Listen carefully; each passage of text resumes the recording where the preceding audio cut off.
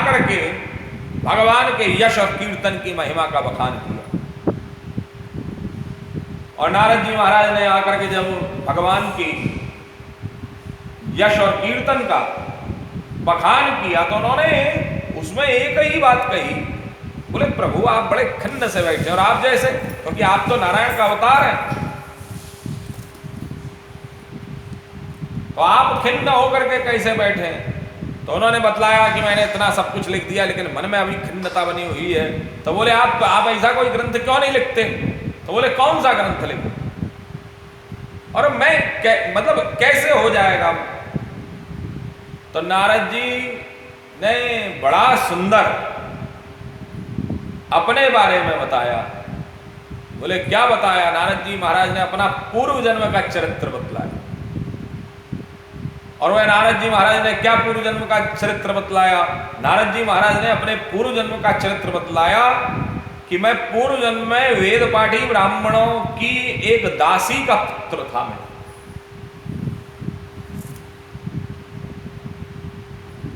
और एक समय जब वह योगी लोग, कुछ योगी लोग आए हमारे स्थान पर, तो वह लोग चातुर्मास करने के लिए आए, तो मुझे उनकी सेवा में नियुक्त कर दिया गया।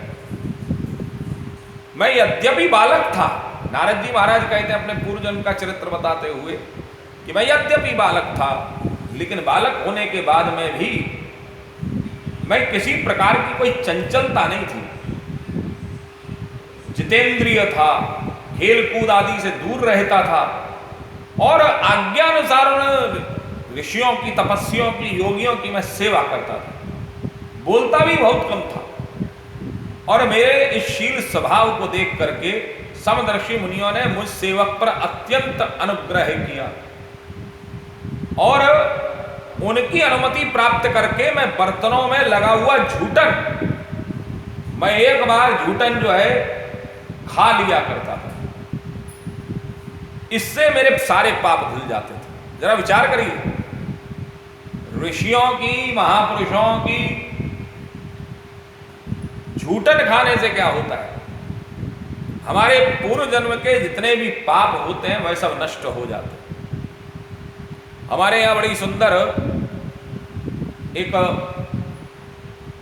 परंपरा है और उस परंपरा में हमारे घर में कभी भी कोई भी ऋषि या कोई भी संत इत्यादि आते हैं। आज भी हमारे यहाँ गुरुकुल में ये परंपराएं हैं। तो गुरुकुल में आज भी कुंभ में हमारे आचार्य महामंडलेश्वर लोग जो हैं वह जब अपना भोजन करते हैं तो भोजन करने के बाद में उनका जो कुछ भी बच जाता है तो उसको सब एक जगह पर मिलान करके वह सब भक्तों को थोड़ा थोड़ा एक एक कौर के रूप में सबको महाप्रसाद के रूप में मिलता है।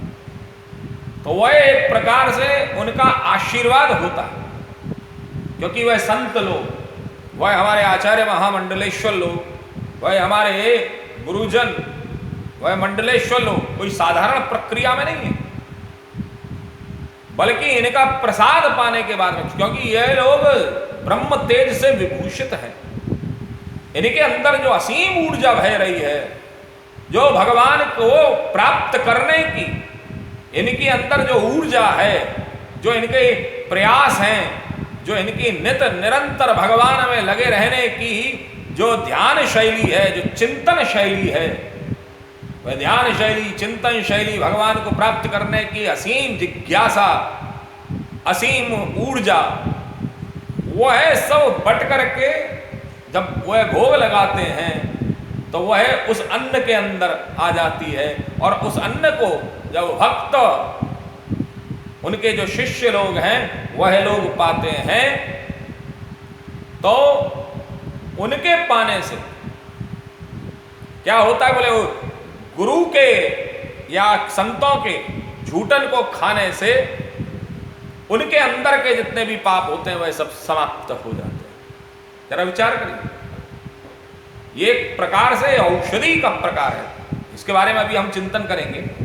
तो नारद जी ने कहा कि मैं उसको प्राय खा लिया करता था, तो उससे मेरे सारे पाप धुल गए और वह जो नित्य निरंतर भगवान की, अब जरा विचार करिए नारद जी क्या कह रहे हैं। नारद जी कह रहे हैं कि वो नित्य निरंतर भगवान की कथाओं को कहते थे, मैं कथाएं सुना करता था और भगवान के जो कीर्तन होते थे उनमें मेरी रुचि हो गई थी। भगवान के कीर्तनों को मैं गाता था, मैं उनके समान गुनगुनाता था। तो संतों के आशीर्वाद से मेरी बुद्धि भी निश्चल हो गई और निश्चल होने के कारण से अब वह 4 महीने जब व्यतीत हो गए तो मैंने मुनियों के साथ में भगवान के यश का संकीर्तन किया और मैं प्रेम से प्रत्येक बात को सुनता था। देखिए नारद जी कह रहे कि मैं प्रत्येक बात को सुनता था और मेरे हृदय में श्रद्धा थी। मैं मन वाणी शरीर से उन सभी संतों का आज्ञाकारी था। तो उन दीन वत्सल महात्माओं ने जाने से पहले मुझे एक मंत्र का उच्चारण दिया और मंत्र का ज्ञान दे करके, मंत्र की दीक्षा दे करके वे वहां से चले गए। समय चक्र के अंतर्गत में मेरी मां का देहांत हुआ। संक्षिप्त में कथा कह रहा हूं कि मां का देहांत हुआ और मां को सर्प ने काट लिया। तो ये इसमें भी मैंने भगवत कृपा को समझा और मैं नित निरंतर मैं जो हूं जगह जगह यत्र तत्र सर्वत्र घूमने लगा। और जब घूमने लगा तो स्थिति क्या हुई जरा विचार करिए। घूमते घूमते मेरी स्थिति ऐसी हुई कि मैं एक दिन एक स्थान पर बैठा था और उसी प्रेम से संकीर्तन को कर रहा था। तो पता नहीं क्या हुआ, जरा विचार करिए।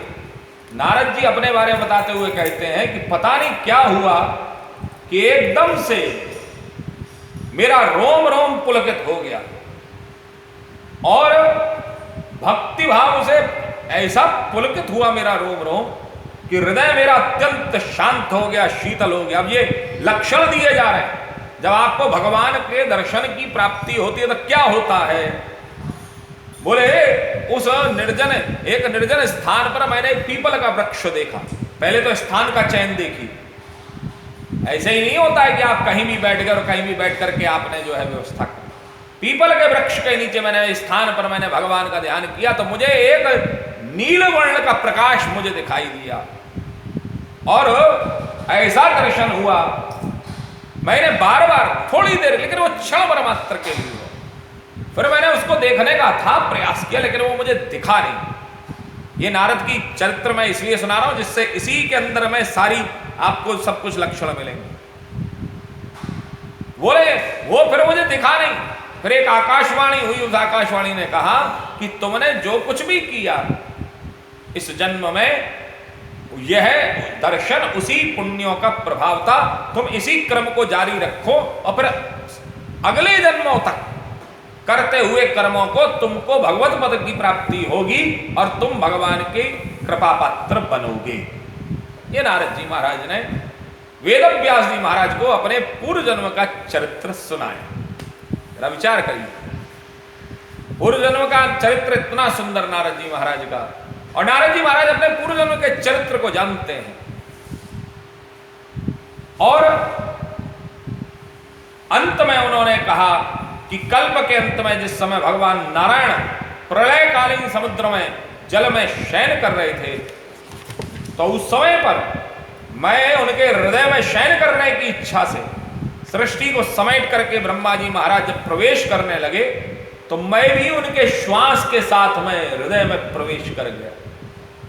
और 1000 चतुर्युग बीत जाने पर जब वे जागे सृष्टि करने की इच्छा हुई तब ही से मैं भगवान के द्वारा प्रदत्त दी हुई गई ये वीणा, भगवान की, वो नारद जी महाराज की उस वीणा का नाम क्या है? वीणा का नाम है स्वर ब्रह्म वीणा। और स्वर ब्रह्म वीणा पर तान छेड़ करके मैं उन लीलाओं का गान करता हूं। यह मेरा अनुभव है, नारद जी महाराज कह रही है।